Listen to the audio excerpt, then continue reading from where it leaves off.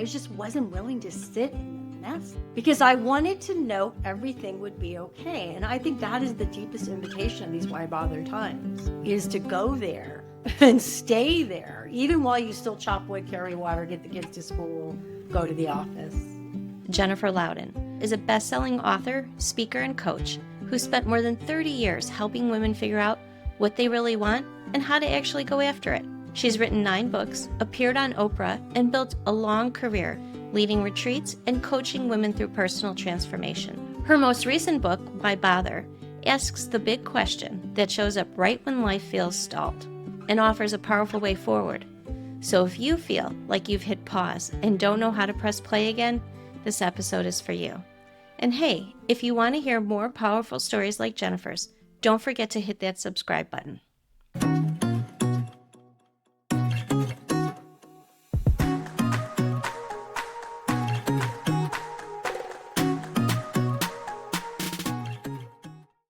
Jennifer, full disclosure before we start today, when I interview guests, I like to know a lot about them, and I do my research and I read their books. And when I picked your book up and started reading it, initially it was because I thought I needed to know more about you. But I was a chapter in, and I realized that this was the book I needed to read right now. Oh, I'm sorry, because that means you're in a Why Bother time, but I'm also really glad it was hopefully useful. And it wasn't just having to do research, because I had a radio show and a podcast, both for a few years, and it's a lot of work to do all that reading and research. So it's good when you get something out of it. Yeah, so I was so excited when I started reading it, and I'll show it here so everybody doesn't think I'm making it up, but I took a lot of notes. And I've got a few questions, and one of them is, you've helped so many women over the years, but I'm really curious as to when you started asking yourself that question, why bother? Something was going on. Can you explain what was happening in your life at that time, and not as the author, but as the woman going through it? Oh yeah, you don't think of yourself as an author when you're talking to somebody. At least I don't. I'm just like, oh. Yeah, so it was a number of years ago now. I think so many of us go through times like this somewhere in midlife. So I was in my early-ish 40s, and my dad was diagnosed with pancreatic cancer. Not too long into, maybe he was getting chemo, my then husband became very ill and with another kind of cancer. And when he got well, yay, he went through a midlife crisis and ended our marriage. Then my dad died. And a lot of professional things were happening. I had a national magazine column that got canceled. I used to do a lot of what we now call influence work. I was an influencer before that word. Brands would hire me as the comfort queen because I was known for comfort and self-care. And I wouldn't endorse things, but I would go and talk on their behalf to, editors, the New York Times, or all that work went away. It was just a really hard few years. And what happened is thought I came out of it. I fell in love with my now husband, and also my daughter was going through a terrible time. And I thought, yeah, we're getting out of it. But that sense of, I think, having myself deeply rattled, and I wanted to just go back to everything's okay. And you can't do that, I don't think, after these times. I think you have to go through a deep asking yourself, what do you want to bother about next? And I just wanted to put all my ducks in a row and make a plan and get that plan, and on we go. And honestly, the other part of it was after that time, I decided I wanted to try to write memoir. I've started off as a screenwriter, kind of became a self-help writer by default. Not default, but because the Woman's Comfort book became a bestseller. Fell into that career, but I kept going back and trying to do story writing, and my novels wouldn't work, and my agent would say, you're a great writer, but this story isn't working. So I'm going to try memoir. In writing a memoir, which did not work and never got published, just for the record, although some of the stories and scenes are in Why Bother, I realized there was a pattern in my life where something wasn't working, where something that I bothered about greatly, I didn't desire anymore. But I would always go back. I would start to move towards change, and then I would go back as fast as I could to trying to make everything the same. And that's where the pattern became clear to me. And I thought, oh, this would be a really useful to write about for other people. So it's a Why do you think combination. we do that to ourselves? Because it's scary.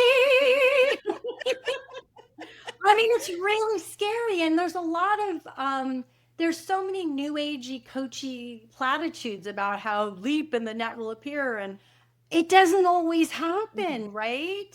I am not a believer that like I always say I'm a businessman's daughter, you know? I am someone who's like, and I have made my living. I have supported my family. So I think there's a ton of reasons why. And I think sometimes, and I tried to make this clear in the book, we can take care of the practical and take care of the soul that needs to change, right? And I think a lot of times I conflated the two, and I just thought, no, I have to keep doing these things this way.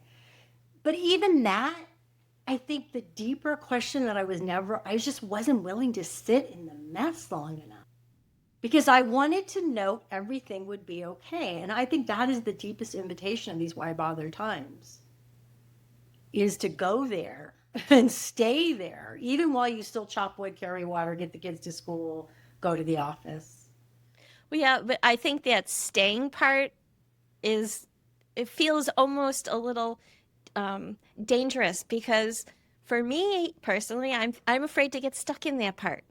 But I have, starting in middle school or in, I guess, junior high, sixth, seventh grade, I struggled with depression. So I totally understand that.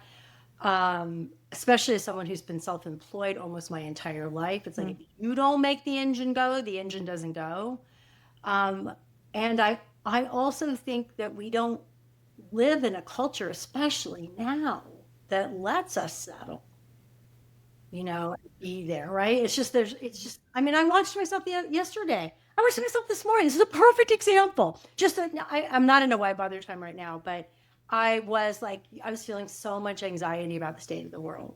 And I'm like, Jen, yeah, Nate, do nothing for a minute here and breathe. And suddenly I'm like, oh, but I need to write that down on my phone. Or, oh, I should text Lily, my daughter, about this. I'm like, so I made myself a little breakfast and I sat down by myself in the quiet house at the kitchen table and ate my breakfast without any interruptions. I think that's the pattern that keeps us stuck more than anything. It's this reactive, and people listening might be like, I'm not like that. I know I'm not on social media. I don't look at my phone, but I'm like, how often do you just let yourself be? Because without that space, then we can't really reckon with what's not feeling right. And we watch it in other people, right? It's so clear in other people. And one of my friends whose stories in the book, I mean, I hadn't known her for as long as our other friends. We moved here 10 years ago. So this is a few years into when we moved here. And she was at a big corporation and she wanted to leave. And she would get revved up about leaving and get revved up about, you know, using her incredible network. And she's so beloved and she's so talented. And then she would stay. Right? So we have to kind of sit with that, you know, what's not working, to make a choice. Even if we do decide to stay, again, going back to being practical, maybe she ended up leaving eventually and getting the best job and actually getting vested and getting kind of rich. Oh, well, good for her. Right, because then it was life changing. Yeah. And I know you don't really write about this in the book at all, but a lot of women, this stage of their lives, midlife, there's not only is there like the emotional and like different changes that happen, but there's also, you know, something that is more in the news now, and that's menopause. Yeah. And that throws a huge monkey wrench in a lot of our plans. And why do you think that question, why bother, hits us so hard at this stage? Oh gosh, I think because if I look at my own life, I mean, up until my 40s, it was just go, go, go. And I had so much more ambition. I mean, I still have ambition, but it's very different. And there was so much about, I'm going to do this. And then I'm going to get to that. And then there's raising the kid. And then helping to raise my stepson. There's just so much going on. And there's also, I think, before midlife, we do have more hormones. We have a lot more estrogen, and we have a lot more testosterone, and we have a lot more of all those other things, progesterone, and we are animals. And I think sometimes we don't want to reckon with that. It is hard to not see yourself as, the mom or the wife or the whomever. Yeah, or that person who is going to continue their rise in their career, or your story begins to change. You've done things that you're not going to do again. You start to end. You're not going to have kids again. You're not going to start. Maybe you will start the company. Ambition and can be huge and blossom. And your body's changed. And honestly, I think our access to desire changes. It's harder to access as we age. Also, the other thing is, Holly, is that we know how hard things are. When you're younger, you're like, the things I did. Oh my God, because I had no idea what it would cost emotionally, energetically. When you're 45, 50, I'm 62, you're like, oh, I know exactly how hard that's going to be. Yeah. And you really think about it, and you have to really dig in. Do I want this? Is it worth it? And again, we go back to, am I willing to be with the discomfort of these questions and really make a choice? Yeah, experience tells us a lot about ourselves at this stage of the game. And I think you made a really good point. You're thinking, do I want to do that? Yeah, I'm 2.5 years into this attempt at a novel again. And when the idea, it was an old idea, and when it came back to me with a new twist, I lead writing retreats, and I was leading a writing retreat, and they're quite magical, and the magic sort of caught me. And then I'm like, oh, if I did that idea, it's a magical school for midlife women. So we get to go to magic school. And the purpose of the school is to use our wisdom and we're going to use we're particularly powerful as midlife women to use this kind of magic. And we're going to turn the climate crisis back.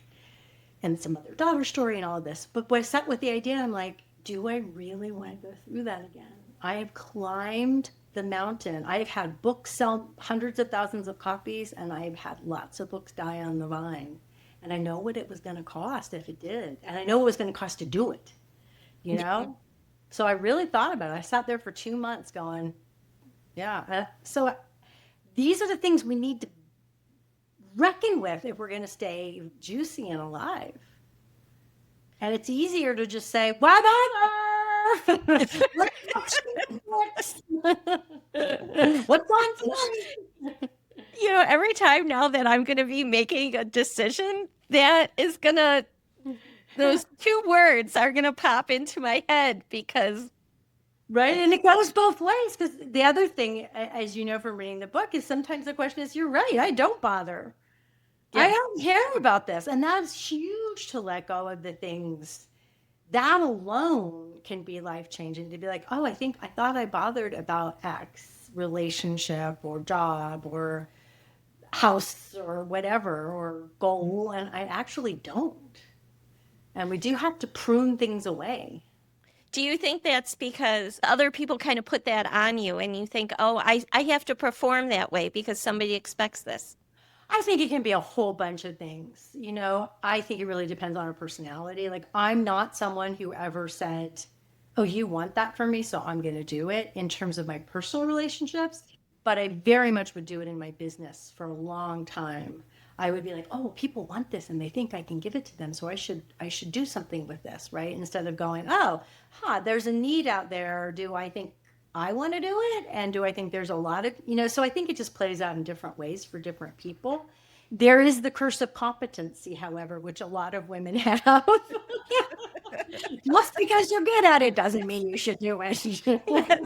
I think that was the one piece of advice that I took away from my mom when I got married. And she told me that if my husband is willing to do whatever the chore is that he's going to do it. Even if it's not the way you would do it, Yeah. let him do it. So I think that's kind of where you're going with that, is that we become so um, good at certain things that we don't think other people can sort of pick up the slack. Yeah, and that actually goes back to something I wanted to say earlier when you said, why do you think we don't sit with things when they're feeling that blah or worse? And part of why we don't, and part of why we do these things that maybe we don't love and don't train other people or ask other people to do it at work or home or whatever, is our identity. And our identity, the way our brains are built, feels like death if we don't continue it, if we don't get a hold on to it. And so that takes a lot of maturity. And I think having some kind of, mindfulness practice or journaling practice, or being in therapy to become flexible enough that you realize your identity is not you. That is one of the benefits of age. You do, if you're lucky and fortunate enough and privileged enough to feel safe in the world, you can work, you can start to go. But I remember when I was young, oh my God, I thought if I couldn't be a writer, I would die. I thought I would die. And now I'm like, well, if this book doesn't work, huh. Oh, well. It's sure been fun creating this world. But it takes a lot to get to that point. It does. It does take a lot. And we have to be willing. We have to be willing to do that inner work. I was just thinking about this morning.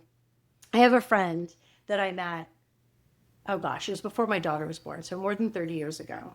We met on a 3-week super wilderness canoe trip, and I kind of saved his life, but not really. We're both, no, neither one of us really think he was in danger. And we've stayed in touch all these years. And once a year, he comes to my town for another reason, and we have an hour or two to visit. And he has aged. He's 10 years older than I am, so he's 72, 74. He is aging so brilliantly. And he meditates every day. He has lots of community involvement. He gives back. He's gay. He gives back hugely to the LGBTQ community. And he's like my role model, right? And I think that's, again, the why bother question is, who do we want to become? Do we want to become people who sit on the couch and give up? We all know these people. And I've been, there's times when I've been that person, but I use those people to scare the hell out of myself. I was thinking about that the other day with a friend of mine. We went for a walk and we were talking about the people around us who, losing parents and aging and everything like that. And, you don't want to make those same decisions that you see your parents or someone you love getting into. You have to really think about how you, like you said, how you want to live your life and who you want to become in these next couple of decades. I feel so strongly about that. And that's really part of the reason I wrote the book, was for someone that I knew who I felt like she spent her life never asking herself, what do I want? She spent her life in duty. And then her life kind of blew up and she was so lost. She was so lost. And I said to her one day, I said, sometimes you have to fight for your life. You have to fight. It's not easy. And these why bother times can feel like they're going to drag you down. They're going to last forever. But we all know nothing does. Everything changes. So to really sit with it and say, what do I care about? What do I want to try? And then I think the other thing that's so important in the book is it's not about a plan. If we try to make a plan, we're skipping over what I think is the why bother invitation, which is to just try things that feel good, that feel desirable, that feel interesting, that capture our attention for a second. Just take little tiny dips and snacks and sniffs. You have an example of that in your own life? Yes. So I have a great example that's very current. So many years ago, I have some pretty profound learning differences. And one of the many ways that they show up is I have terrible hand-eye coordination and terrible fine motor skills. But I love art. And so I always wanted to make art, and I have lots of shame around it. So about, I don't know, Lily was in middle school. She's 31 now. So however long ago that was. 15, 18 years ago. I got obsessed with there was a whole art movement that was blossoming in the US, like mixed media, and you didn't have to know how to draw. And I just got so obsessed. And for 2 or 3 years, maybe 4 or 5, I just made art constantly. I mean, I ruined our dining room table. And then I got stuck. I didn't know how to get better. Like I came up against a lot of my own, I think, both inadequacies and talents, but also fears. And then I would just kind of mess around with it and not really get anywhere and be frustrated and make some stuff, but not really. And I decided, let's try again. And I'm going to an oil pastel class Monday night. And I've been cleaning up we have a big unfinished basement. I've been cleaning up the basement. And I'm like, and if you don't like it, you can also give this up. You don't have to keep being like, well, enjoyed this. And now so it's like sometimes for me right now, it's like, is this part of my life that I still want? Let's try it. Let's try something different around it. So super mundane example, right? But we can also do the same thing for my book, like the novel I'm working on. Like when that came back to me, I'm like, oh, wow, is that a real desire? That's a big project. It's a lot different than going to a 2-hour oil pastel class. Right, right. But you don't have to feel like you failed. Like you can try No. it and that's okay. Yeah, there's nothing about failure in the why bother. When I think of it, it's sort of like it's an in between time, right? It's a Hmm. liminal space. The invitation is not to know. The invitation is to go, what feels good in my belly? What feels dull? What makes me go, ooh, let's try that. And then keep the mind from going, look, oh, I'm going to be a famous artist, or I'm going to be a famous novelist, or, just reel that brain in and be like, okay, I'm going to an oil pastel class Monday night. And then, of course, the other place my brain goes is, this is going to suck, and you're going to be so bad at it. I can't believe you're going to do this in front of other people, and you spent $40 to do this. Right. And Right? all the supplies and everything Yeah. else that came with it. What was I thinking? This is so stupid. You mentioned the in between. Is it okay if I read something Oh, from your book? yeah, thank you. Okay. There is this part where you said, I also spent far too many years lost because I didn't know how normal and important these loss of desire passages are, and because I didn't have a way to name them and work with them. I was so ashamed to be questioning everything and finding so little satisfying. Could you explain a little bit of that? Because I think that's kind of what we're talking about. Yeah, great. Who wrote that? That's really good. Um, yeah, I think some of the things that got in my way and maybe get in other people's way is this sense of I should know, I should be more grateful. Um, Questioning is not okay when I have enough to eat and nobody's shooting at me. Um, this is just, I should just let this pass. I'm going to make trouble for myself. I'm going to make a mess. I'm going to quit my job or leave my marriage or um, so I think it's part of seeing past those, maybe we could call them stories, that and being with the genuine experience of whatever is arising. And if the genuine experience is, something doesn't feel satisfying, or and I'm not saying like every day we're supposed to be, oh my God, yes, I mean, right? Especially not in this world, but I do think that part of being alive is to be a meaning making creature. And if we're not attending to that, both making meaning, but also just the experience of being alive. And I think that is what I often buried under. I mean, especially when I was a best-selling author when I was 29, and people are like, "You're so lucky," and like, don't, you have a lovely daughter and husband, and you live in Santa Barbara. You're not allowed to question stuff if you're, lucky either. You're not supposed to. It's very, Yes, I think you feel guilty in doing that. yeah, yeah. Hmm. Or are you being a spoiled brat? Are you being, I mean, I'm sure many of us have been accused of being either too big for our britches or wanting too much or why can't you be satisfied, right? Mm. And those are really genuine questions. We all have met people in our lives who are like, wow, you do not, some gratitude would be really useful. So I'm not saying I want everyone to walk around going, wow, really, I'm not happy about this at all. And, but it's a very important difference where there's that, oh, this isn't something, I need something more. And it may not be anything to do with career or material goods. I think it usually isn't. I think it usually is something that's very spiritual and very creative that we're searching for. Have you found that spiritual side to what you're doing? You know, it's so interesting that you ask me that.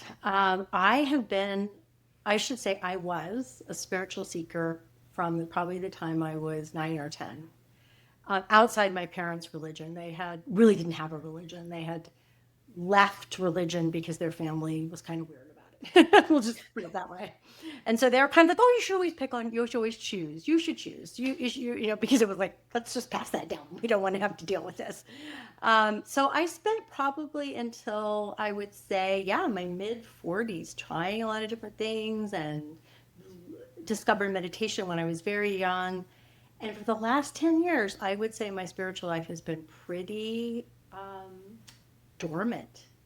And I keep asking myself, like, what's going on and why and what do you want? And I don't seem to have the desire.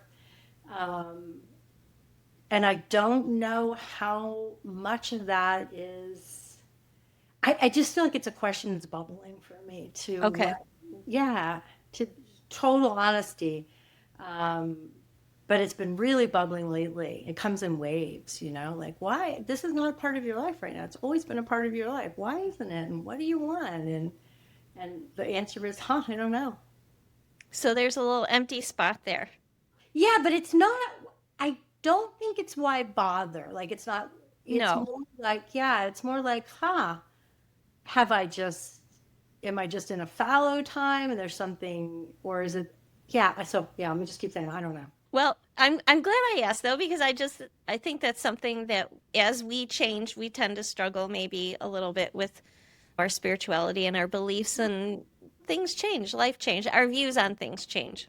Absolutely. And what I'm just kind of amazed at is that I just don't have the same practices that I used to have, or the same feeling of connecting to something bigger.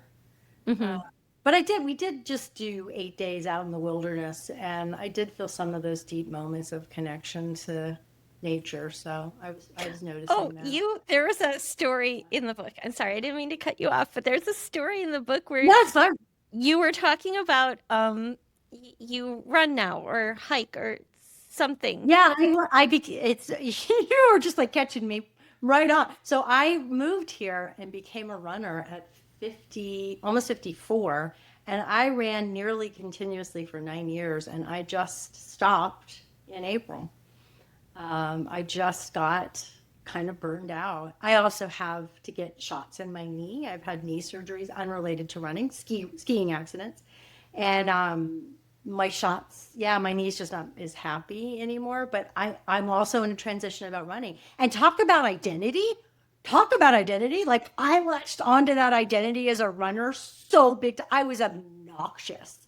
So I talk about running. So I use running as a metaphor. Never was teaching. Let me use running. Your first mile of running is just like your first half an hour when you're writing. And my poor students. Anyway, I think you had a question for me. Well, you know what it was? You were talking about you thought you heard a mountain lion or something Yes. behind you. Yeah. And you weren't afraid anymore. Yes, because near the beginning of the book, and I didn't we thought about starting the book this way, but we didn't. And there's a story in the book about how I used to live on an island in the Pacific Northwest, and I would sit on that ferry and I would imagine slipping overboard and disappearing. I was never suicidal. It was just the deepest, for me, pit of why bother. After all those hard times that I mentioned earlier, and we were sort of in the like everything should be great phase, and Bob and I are in love, and one day I was having that fantasy, which again I would have never acted on, And someone actually jumped overboard while I was in the ferry. And That had to be so scary. it was like space-time continuum. Whoa. Um, and so that's near the beginning of the book. And sort of that was my low point of why bother. Like, Hmm. and I've had these conversations with other friends during those times in their life. And they're like, yeah, I would never hurt myself. I would never do that to the people I love. I don't want to die, but I don't want to deal with life anymore. Mm. And that's exactly how I felt. And I remember then that moment on the trail, and I'm small, I'm 5'3", and we do have mountain lions and they do attack people from time to time, and they like small people. They like children. I'm almost child size. So I was like, and I swear to you, I would swear on a stack of Bibles that I was about to be attacked. It sounded like that in my ear. It was the weirdest sound. And I wheeled around and I was so ready to, like, I was gonna fight that lion. And of course there was nothing there. Nothing, no people, no nothing. And I started back up the trail and I thought, I don't know how much later, maybe it wasn't until I got back to my desk, like, oh, that's a very different reaction than you would have had a number of years before sitting on that ferry, right? And it was just such a good uh, bookends for me, Hmm. as well as for the story of the book. But yeah, like that you do want to fight for your life. You do want to fight, or your work, or your relationship, or whatever it is. Yes, yes. Well, okay. Well, then maybe that brings me to my next question is what would you say to the woman who doesn't feel like fighting? Like they're like I used to have dreams, I used to have goals, and man, maybe she's just tired. Yeah, well, that's the first thing you always have to figure. That's why that first of the 5 steps of why bother, I mean, steps is too rigid, but phases or questions is you have to settle. And part of settling is resting. Yeah, no, you can't find what you desire when you're exhausted. But how often, not always, but Hmm. sometimes that exhaustion is on us. Sometimes it's on society, jobs, family structures. But how often is it on us saying yes to things and taking things on and staying stuck because we're not willing to stand up for ourselves because we don't think we deserve it? Because we also, if we rest, then we have to encounter the question, okay, what do I really want? But if I'm tired and I'm overwhelmed, then I don't. I can just bitch about it. Right? And sometimes it feels so much better. Oh, I It's so feel much so much better. easier. Oh my God, I'll never forget. Lily was in elementary school, and I was running something at the elementary school. We used to have these things called it was like a month-long culture fair, and everybody volunteered, the parents, and they came in and did presentations about that culture, right? And I was running it that year, organizing it, and I came roaring in the front of the school, and I was all like, I'm stressed out, and the guy next to me, one of the other parents, looked at me and says, I thought you were like some kind of personal growth guru. And I'm like, oops, what's busted? I was so in my drama of how busy I was. I'll never forget that. Oh yeah, that definitely took me down a couple of notches. Okay, just really briefly. You said that there are five Yeah. steps. So we know that rest is one of them. Or I call it settling because I feel like, anyway, I'll do them in order. I always have to get the book. So the first one is leave behind. What do we have to leave behind? And so that might be what we were just talking about, a habit of always saying yes to extra work. Or like my daughter loves to, she called last night at 6:30 and she's still at work, right? What are the concepts, what are the stories, what are the relationships? Mostly it's usually self-imposed ways we're seeing ourselves.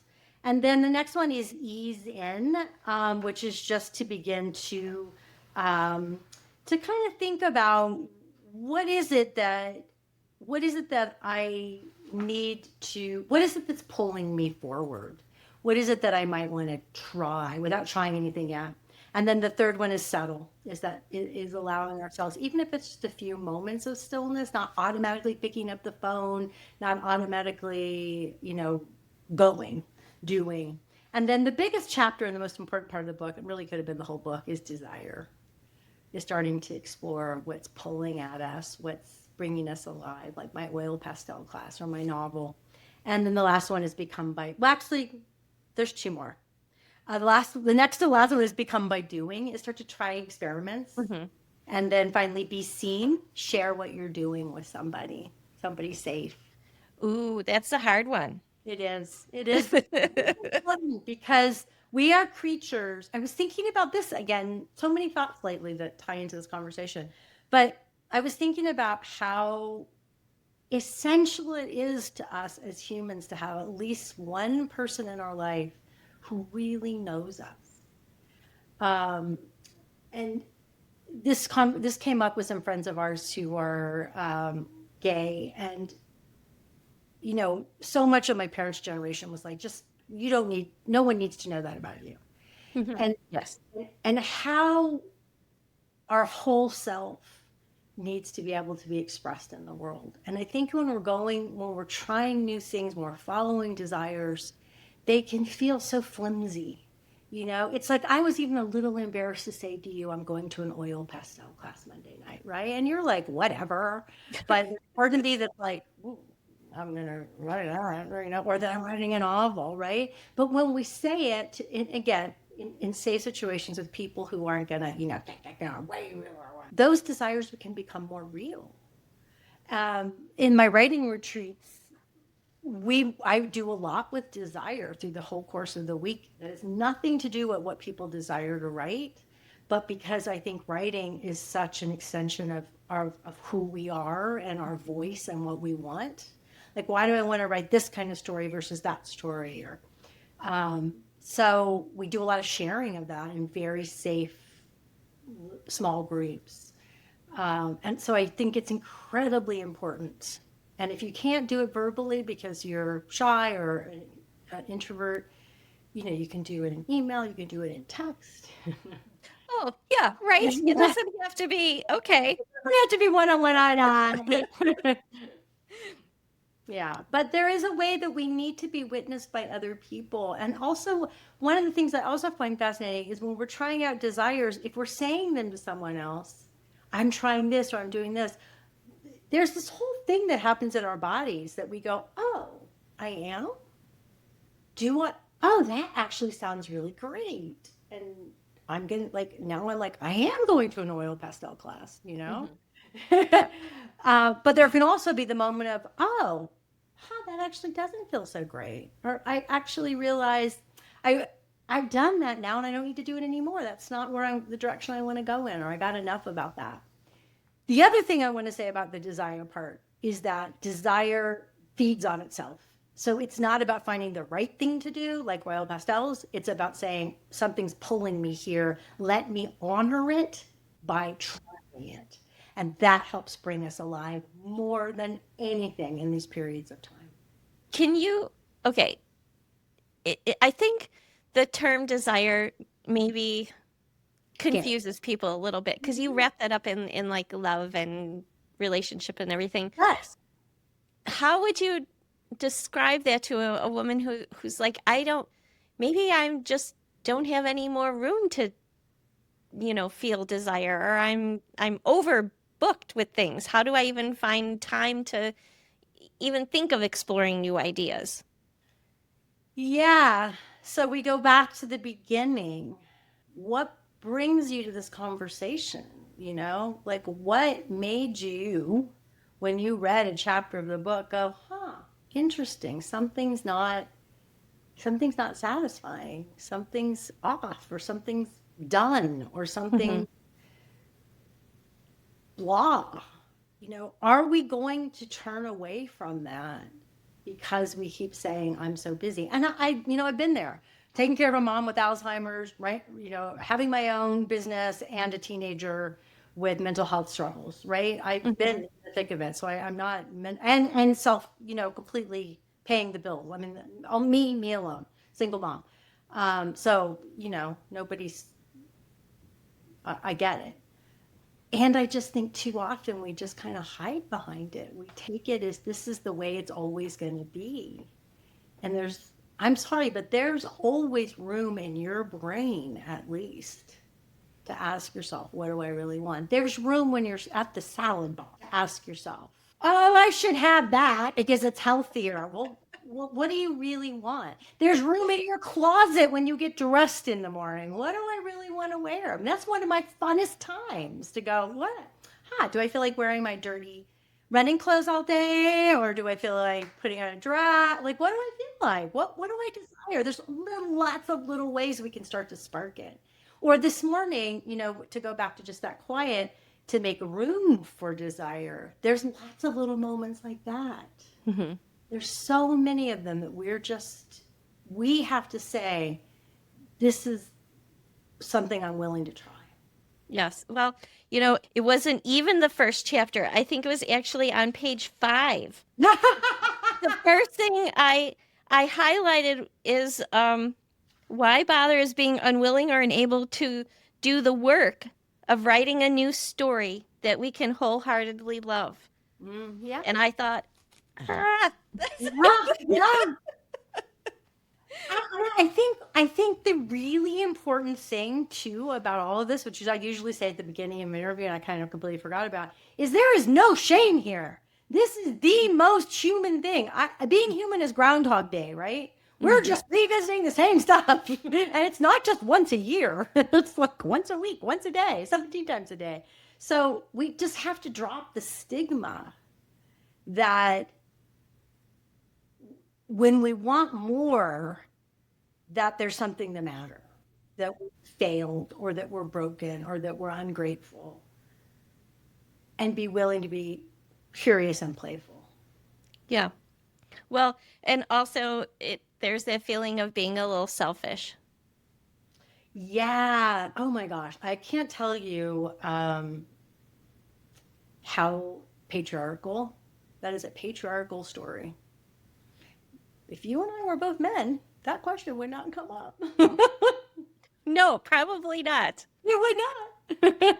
So I love to put that in just the cultural context of, oh, right, who is defining selfish? Who is defining? Where does that come from? Right? How did that get? I don't say it doesn't still have like power, but it's so interesting to kind of step back from it and go, how does my husband, now I actually have a husband who would talk about being selfish. So I'm not saying it has to be completely man, woman, male, female kind of thing, but it is a very interesting question to think about. Where does that come from? Where did I learn it? How am I defining it? Yeah.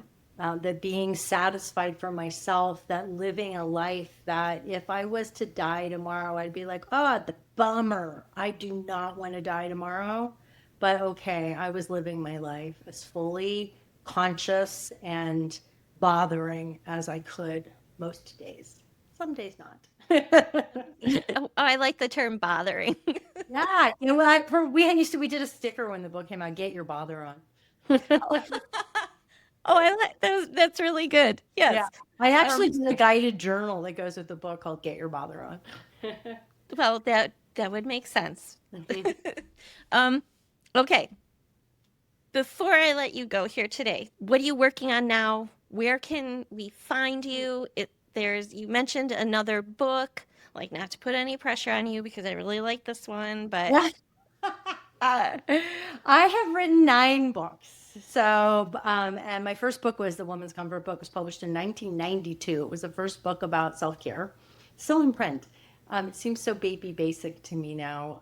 Why Bother is by far my favorite book. But I do have a book called The Life Organizer that people love that is also still in print. And then there's a Get Your Bother On guided journal that's available. Not in stores, not in bookstores, but it's available online at Amazon and bookshop.org. And I'm working on a novel that I've mentioned now 17,000 times because I'm deep in the second draft, a little bit more than halfway through. So it'll be a while before that's out in the world. But that's my love. That's what really came out of all of these questions about bothering, is to go back to that first love of storytelling. So that's pretty much where I'm spending my time now. Yeah. okay. Well, I'll keep my eyes open. Yeah. Not that you have to let me know in advance, but I'm really looking forward to hearing any more about that. So, Me too. Me too.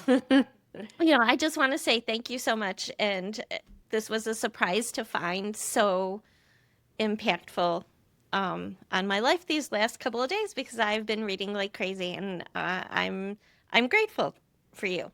Oh, I am. thank you so much. I really appreciate it. I appreciate you reading my work and having me on to talk about it. It's an absolute pleasure. Thank you for joining us on Real Wisdom. If you're inspired by stories like this and want to be part of a community that celebrates the wisdom of women, visit joinempart.com and become a part of our conversation. And don't forget to subscribe for even more real wisdom. Until next time, keep embracing your story.